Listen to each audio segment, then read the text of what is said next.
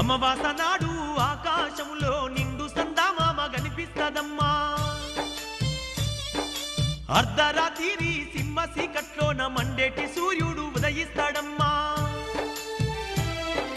సర్వజాతులు సంకరమయ్యి సంకరులే సామ్రాటులైతారమ్మా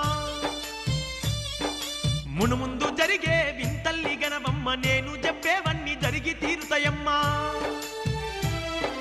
వావి వరసలు మచ్చు కన్నా లేక మానవత్వమే చచ్చిపోతుందమ్మా